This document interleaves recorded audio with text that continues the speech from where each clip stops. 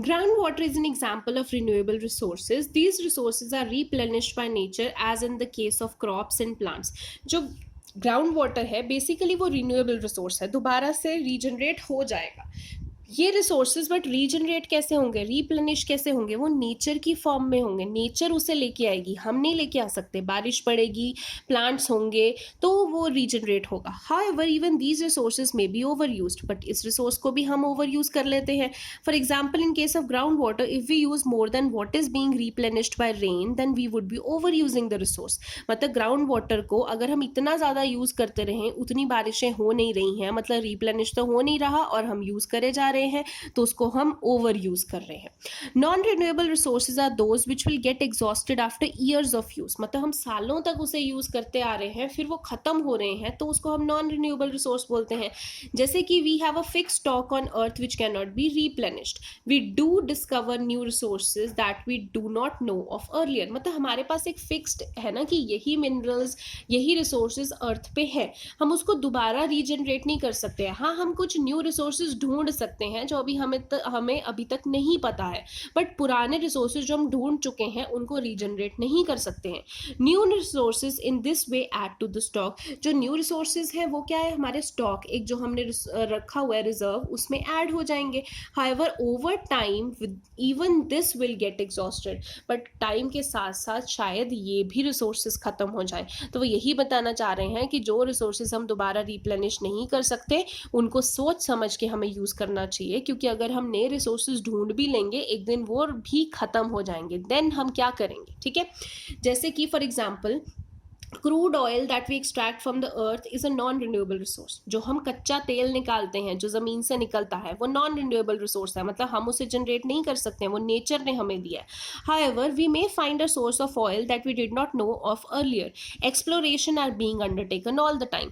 But हम ऐसा कर सकते हैं कि कोई ऐसा ऑयल का सोर्स ढूंढ ले जो हमें पहले नहीं कभी पता था, बट हमारा क्रूड ऑयल का काम दे दे. तो इसी चीज़ में बहुत सारी रिसर्चेस होते आ रही हैं. नीचे आपको जैसे एग्जाम्पल 2 दिया हुआ है, एग्जॉशन ऑफ नेचुरल रिसोर्सेज, कि नेचुरल रिसोर्स को खत्म करने में हम जैसे लगे हुए हैं. इसका एग्जाम्पल देखो, the table gives an estimate of reserves of crude oil. ये टेबल में बता रखे कि हमारे पास क्रूड ऑयल यानी कि कच्चे तेल के क्या रिजर्व्स हैं. क्रूड ऑयल जो भी हम पेट्रोलियम या डीजल यूज करते हैं, पहले वो क्रूड होता है, फिर उसको हम पेट्रोल या डीजल में कन्वर्ट करते हैं.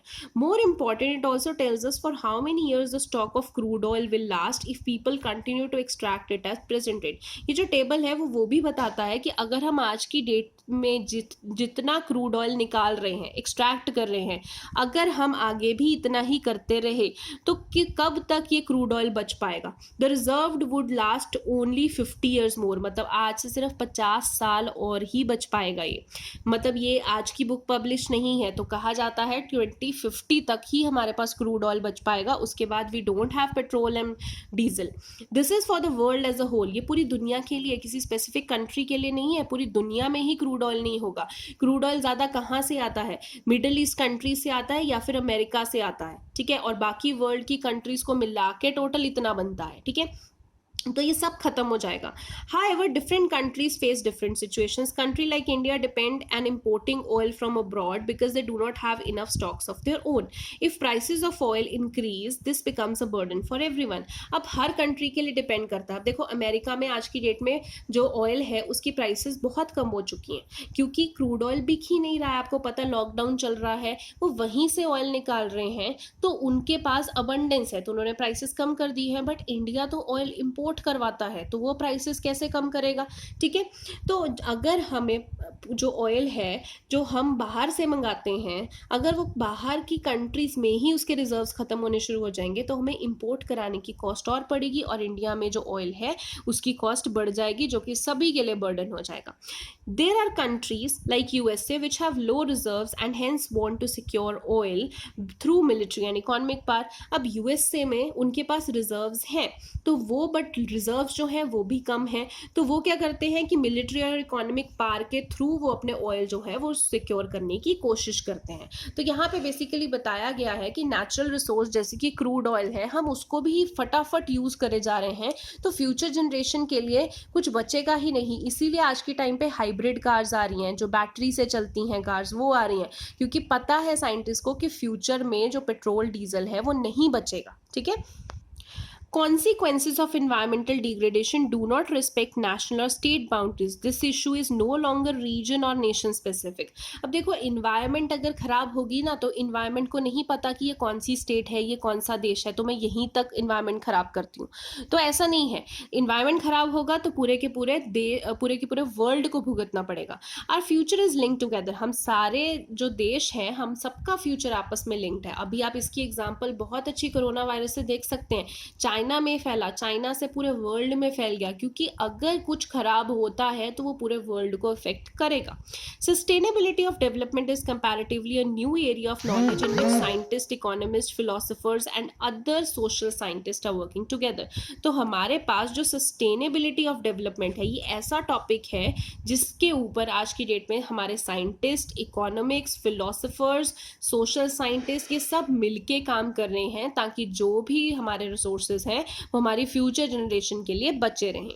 इन जनरल अगर हम बात करें, द क्वेश्चन ऑफ डेवलपमेंट और progress is perennial at all times. As a member of society and as individuals we need to ask where we want to go, what we wish to become और what our goals are, so the debate on development continues। तो and आपके chapter का इस तरीके से होता है कि अगर हम डेवलपमेंट की बात करें, अगर हम प्रोग्रेस की बात करें, तो ये क्वेश्चन एक बार करने वाला नहीं है, ये चलता रहेगा। बार बार हम जो मेंबर्स हैं सोसाइटी के, हमें बार बार अपनी डेवलपमेंट करनी पड़ेगी। जब तक हम जी रहे हैं हमें बहुत सारी चीज़ें सीखनी पड़ेंगी, हमें पूछना पड़ेगा खुद से कि अब हमारे गोल्स क्या हैं, अब हम कहाँ जाना चाहते हैं। तो ये डेवलपमेंट की जो डिबेट है ना, ये चलती रहेगी, एक बार ख़त्म नहीं होगी। हम आज नहीं कह सकते कि ओके इंडिया डेवलप हो गया। हमेशा हम कहते हैं ना, there is a room for improvement. हमेशा एक स्कोप होता है कि हम और आगे बढ़ें। तो डेवलपमेंट मतलब और आगे बढ़ना, प्रोग्रेस करना, तो डेवलपमेंट तो कंटिन्यू रहेगी। ठीक है। आई होप आपको ये चैप्टर समझ में आया हो। आप इस चैप्टर के मैं क्वेश्चंस आपको भेजूंगी, तो उससे आपको ज़्यादा बेटर समझ में आएगा कि इस चैप्टर में कैसे से क्वेश्चंस आते हैं। क्योंकि अभी आप देख रहे होंगे इस चैप्टर में एक्टिविटीज़ थोड़ी ज़्यादा दी हुई हैं, एग्जांपल्स थोड़ी ज़्यादा दी होंगी हैं, तो आप शायद कंफ्यूज हो गए होंगे कि कैसे क्वेश्चंस इस चैप्टर में आते हैं। बट मैं जल्दी आपको असाइनमेंट भेजूंगी, उससे आपको क्लियर हो जाएंगे questions. So this is the end of your chapter. Thank you so much.